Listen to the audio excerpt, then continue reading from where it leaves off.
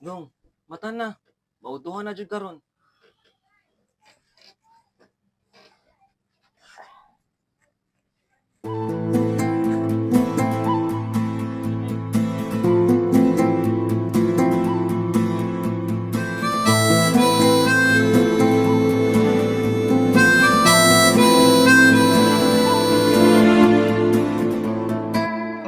Nginganlan og Heritage City of Cebu ug mapalgan 40 ka kilometro sa habagatang bahin sa Subo.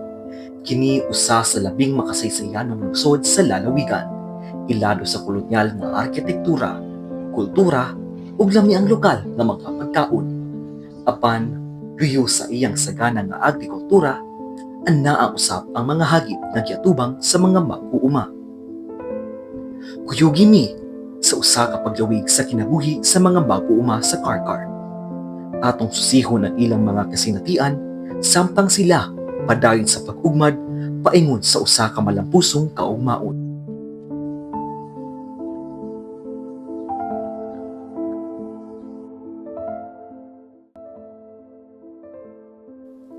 Dugay na nga mag-uuma sa Karkar si Juanito Alquires, 56 anyos sa Kalisuhan, Guadalupe. Pag-uma ang iyang namat-an nga klase sa panginabuhian. Matud pa niya, dako kini og tabang hinungdan nga wala kaayo sila natisod sa kinabuhi. Ako yung nahinumduman sa bata pa ko. So ang ako maginikanan usa gyud ka mag-uuma.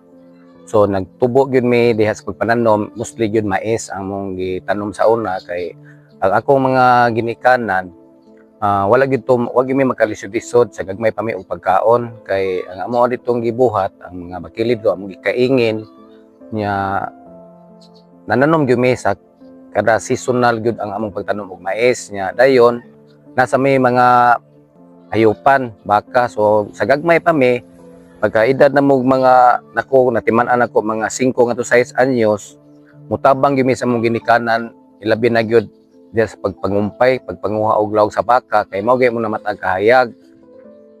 Nya ighuman mo panghaglaw sa baka, mobali mi sa among uma, so maguna mi adtong among kanang umahan labi na gyud tong bakilid kay among hitabo gud ang dito sa among area sa una dili mi gyud mismo patag. Usa si Juanito sa mga natabangan sa kagawaran sa reformang pansakahan nga nakapabag-o sa ilang kinabuhi. So diha gyud ako lang gamay lakbit say human nga naminyo kog sayo. Naminyo may 1988 akong asawa niya. Dayon continue lang gyapon may og panguma niya diha nga nahitabo na nga na may mga anak so nabiyaan ako ang pagpanguma so narabaho ko kay kanang at least ba makahatag ko sa inadlog ginanglan labi na gyud sa mga bata. So mao to pagka 2004 gi-implemente na gyud ang project kay giaprobahan man to sa atong presidente sa una nga si Gloria Macapagal Arroyo.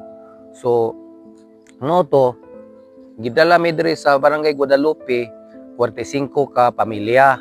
So mo to kining yuta diri nga kuan siya ilis ni dito sa among gipuy-an dito sa kuan is relocation area.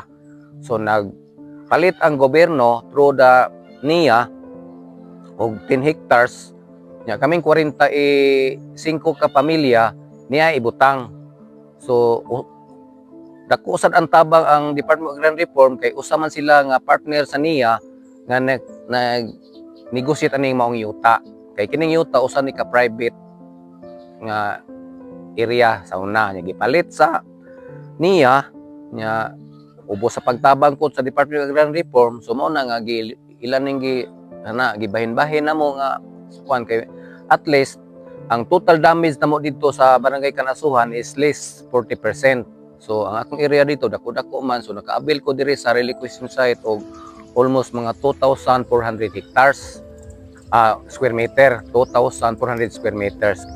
Una may nagadawat yung titulo diri tungod sa pagtabang sa NIA earlier in 2010 man siguro to 2011 o ako kumalimot. So murag unom or pito pa mi ka pamilya gid una na rin sa titulo pro sa programa sa DAR nya ang usa ato nagpirma pa si kanang Pinoy sa ato nga time.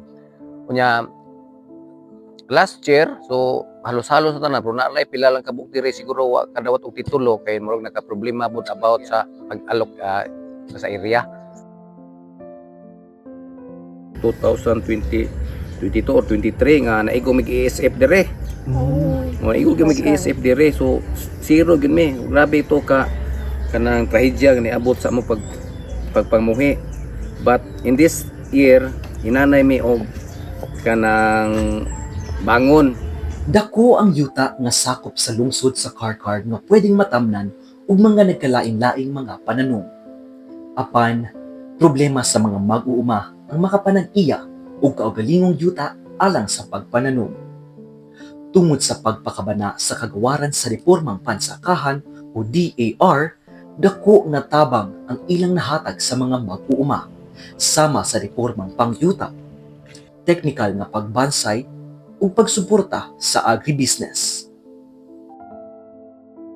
Usa sa mga mahinungdanong proyekto sa DAR mao ang Support to Parcelization of Lands for Individual Tithing Project o mas nailhan nga SPLIT. Kini nga proyekto nagtinguha sa pagbahin-bahin sa mga yuta nga sakop sa agrarian reform aron mahatagan og klaro ng pagpanag-iya ang mga mag-uuma. Pinaaging ini ang mga benepisyaryo nga sakop sa Collective Certificate of Land Ownership Award makadawat og individual nga Certificate of Land Ownership Award.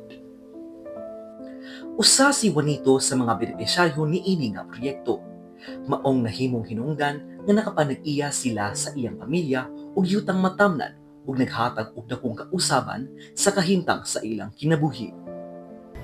Unya ang nakatabang yung papaeskwela sa mga anak ang babuyan, kay ang cycle sa babuyan successful man gyud may kay ngano amo gyud tested man gyud ang proven gyud nga ang baboy makahatag og income.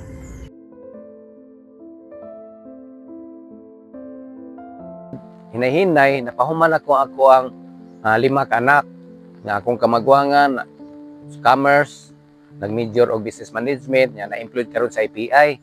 Unya ang ikaduha nako nga anak, commerce gyapon, nag-major og accounting, financial management, cashier karon sa General Hospital.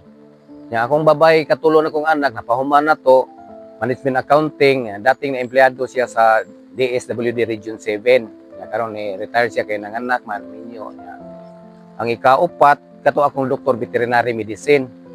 Nya ang ika-5 nako bagong isud karon na sa PNP. Naroon si bago siya na sud sa Philippine National Police. Sa likod sa mataglitag ug pagsulay sa kinabuhi ni Juanito, padayon gihapon siya sa pagbangon alang sa tinguha nga makaani sa iyang hinaguan. Atong gamiton yun ang atong knowledge about agriculture, kinahanglan mo intercrop, kana sana mga crop rotation. Dili ka mo sige ug kung sa imong tanom, imong balik-balik, sumutanom ka karon lain na pod nga season. Sunod lain sa nga tanom.